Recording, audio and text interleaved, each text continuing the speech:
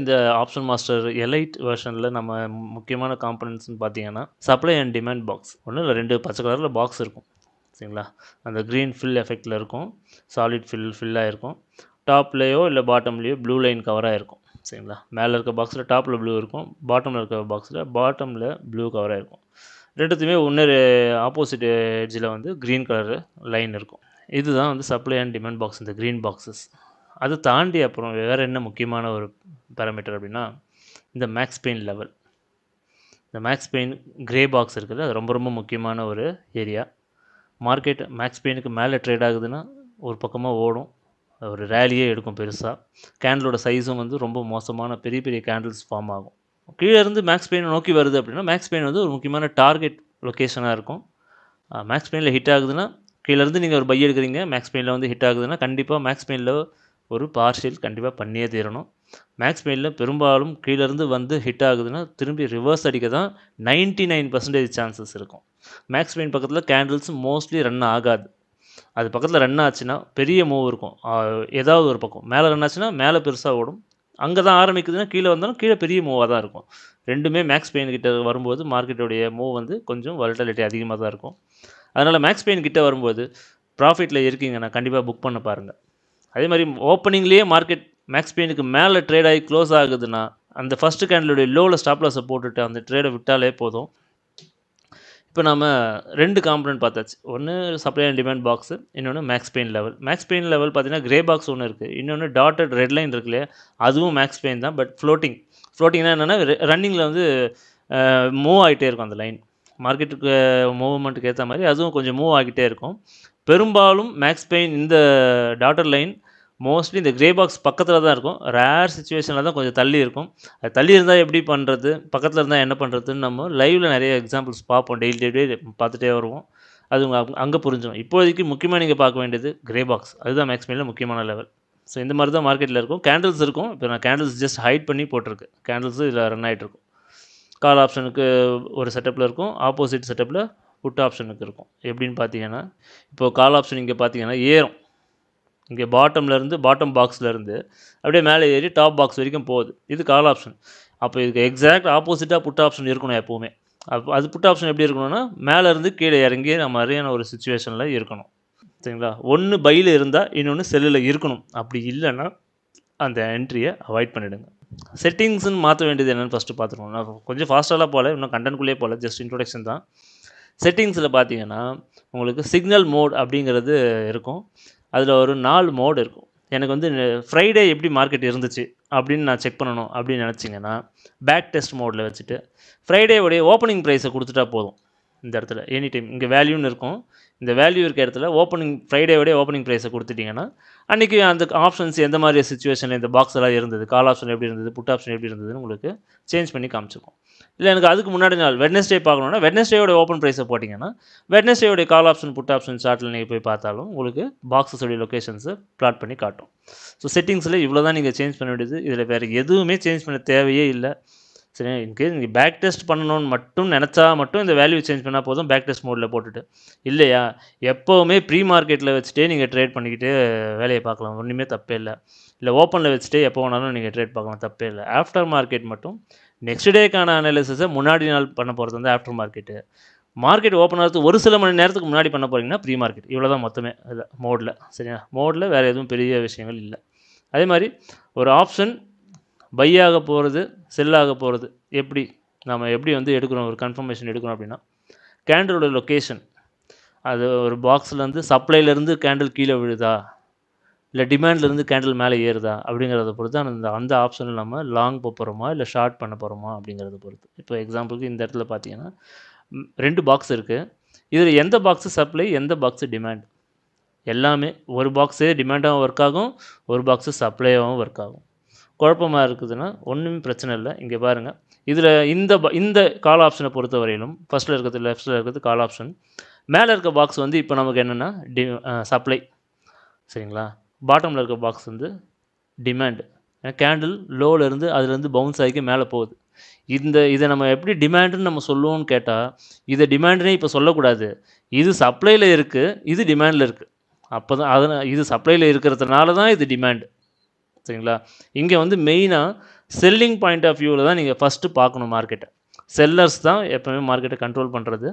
So அவங்களுடைய point of வியூவில் தான் பார்க்கணும். இந்த புட் ஆப்ஷன் இறங்கிறதுக்கான சான்ஸ் அதிகமாக, ஏறதுக்கான சான்ஸ் அதிகமாக ஃபஸ்ட்டு பார்க்கணும். இந்த புட் ஆப்ஷன் இறங்கிறதுக்கான சான்ஸ் தான் இப்போதைக்கு அதிகம். ஏன்னா ப்ளூ கலர் லைனை தாண்டி மார்க்கெட் இல்லை, மேலே போகல. இப்போ இந்த இந்த புட் ஆப்ஷன் மேலே இருந்து இறங்கி கீழே இறங்குறது தான், அதுதான் மெயின். ஃபஸ்ட்டு அதை தான் பார்க்கணும். இது இறங்குற மாதிரி இருக்கிறதுனால தான் இதை நம்ம டிமாண்டுனே நம்ம எடுத்துக்கிறோம். சரிங்களா? இப்போ ஒருவேளை மார்க்கெட் இப்படி கூட இருக்கலாம். இந்த மாதிரி சுச்சுவேஷனில் மேலே இருக்க பாக்ஸை வந்து அப்போ என்ன பார்த்தோம், சப்ளைன்னு பார்த்தோம். இப்போ மேலே இருக்க பாக்ஸும் டிமாண்டு தான்.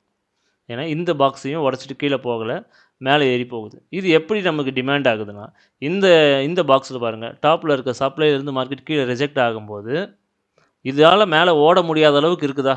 இது இந்த ஃபஸ்ட்டு கேண்டில் வரும்பொழுது இது மேலே போக நம்ம எதிர்பார்ப்போமா? ஏன்னா மேலே பாக்ஸ் இருக்குது.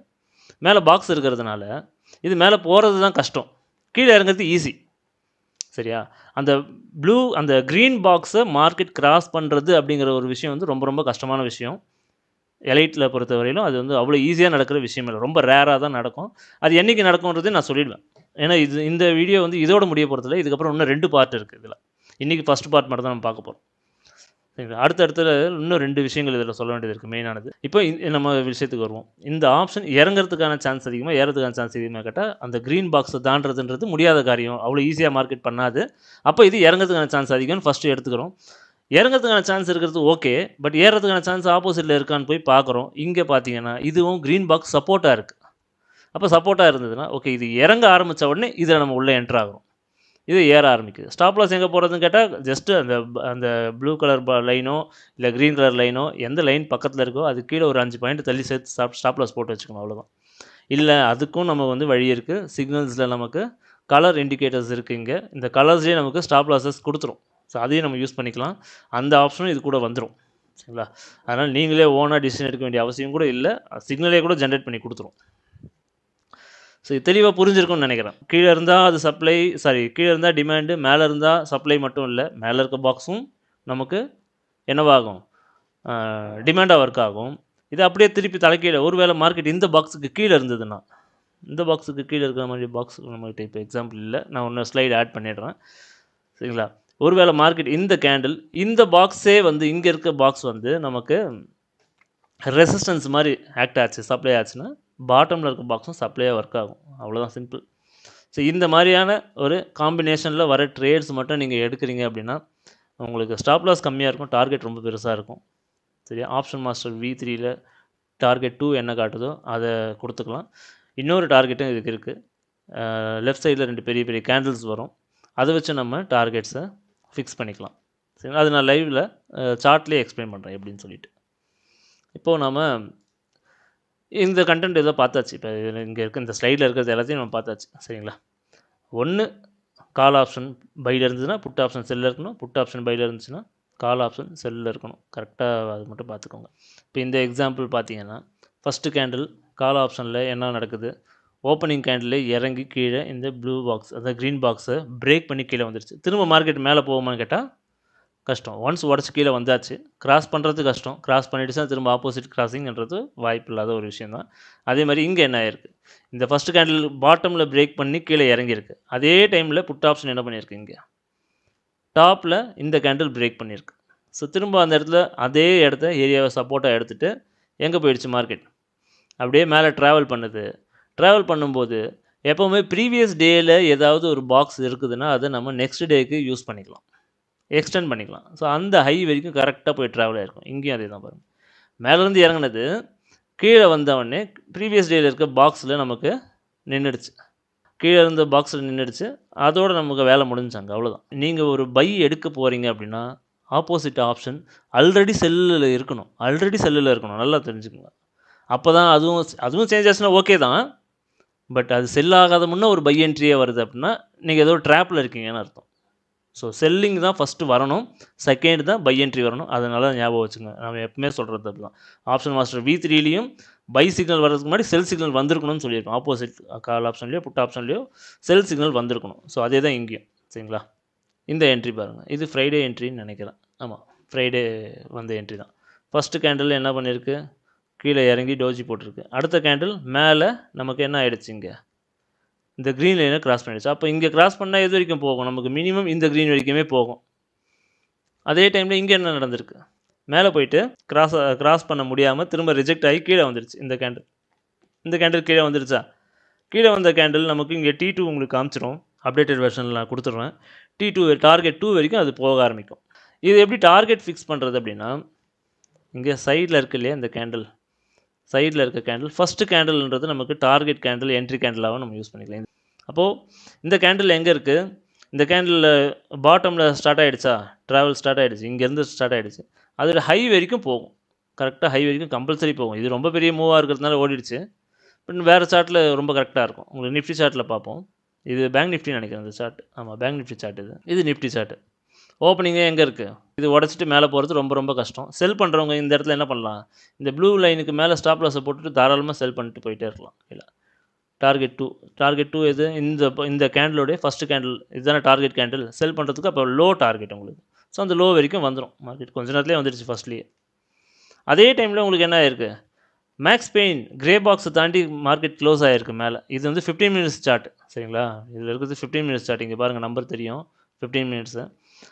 இதே 5 மினிட்ஸில் பார்த்தீங்கன்னா இந்த இடத்துல இந்த கேண்டிலுக்குள்ளே 3 கேண்டில் இருக்கும் இல்லையா? ஃபஸ்ட்டு கேண்டில் மேலே க்ளோஸ் ஆகிருக்கும், செகண்ட் கேண்டில் கீழே வந்து க்ளோஸ் ஆகிருக்கும். அந்த இடத்துல தான் நான் வந்து என்ன சொல்லியிருந்தேன், 1 மினிட் பேண்ட் பவுன்ஸ் பார்க்க சொல்லியிருந்தேன். அந்த 1 மினிட் பேண்ட் பவுன்ஸ் வந்து எங்கே போயிடுச்சு? டார்கெட் மேலே. இந்த கேண்டிலோட ஹை வந்து டார்கெட், மினிமம் டார்கெட், அது வரைக்கும் போய் சேர்ந்துருக்கும். நம்ம கவனிக்க வேண்டியது ஒன்றே ஒன்று தான். கரெக்டாக ஒரு ஆப்ஷன் பையில் இருக்கா, இன்னொரு ஆப்ஷன் செல்லில் இருக்கும். செல்லில் இருந்தால் மட்டும் பை போங்க. ஒரு ஆப்ஷன் செல்லில் இல்லை, உங்களுக்கு குழப்பமாக இருக்குன்னா அன்றைக்கி விட்டுடுங்க ட்ரேடை. ஒரு ப்ராப்ளமும் இல்லை, அடுத்த நாள் பார்த்துக்கலாம். ஸோ சேம் இதில் என்ன நடந்திருக்கு? நமக்கு ஃபஸ்ட்டு கேண்டிலே இந்த ப்ளூ ஏரியாவை கிராஸ் பண்ணி மேலே வந்துடுச்சு. இந்த மாதிரி க்ளோஸ் ஆகிடுச்சு அப்படின்னா நம்ம இந்த லோவில் ஸ்டாப் லாஸை போட்டுட்டு பை பண்ணிடலாம். எது வரைக்கும் போகும் அப்படின்னு கேட்டால், லெஃப்ட் சைடில் கேண்டில் ஏதாவது இருக்கும், இதே மாதிரி பாக்ஸஸ் ஏதாவது இருக்கும், அந்த பாக்ஸ் வரைக்கும் போகும். மினிமமே நமக்கு இந்த எந்தெந்த லைனில் கொஞ்சம் டார்க்காக கண்ணுக்கு தெரியுதோ அதெல்லாம் டார்கெட் ஏரியாவாக வச்சுக்கோங்க எப்போவுமே. இல்லை என்ட்ரி பாயிண்ட்டுக்கு ஒரு சப்போர்ட்டாக வச்சுக்கோங்க. அது சப்போர்ட்டாக ரெசிஸ்டன்ஸாகவும். இங்கே பாருங்கள், இந்த டார்க் லைன் வரைக்கும் நமக்கு கிரே லைன் இருக்கு இல்லையா, அந்த கிரே லைன் வரைக்கும் டார்கெட் போகுது. அதே மாதிரி இந்த இடத்துல இந்த கிரே லைனு நமக்கு ரெசிஸ்டன்ஸாகவும் இருக்குது.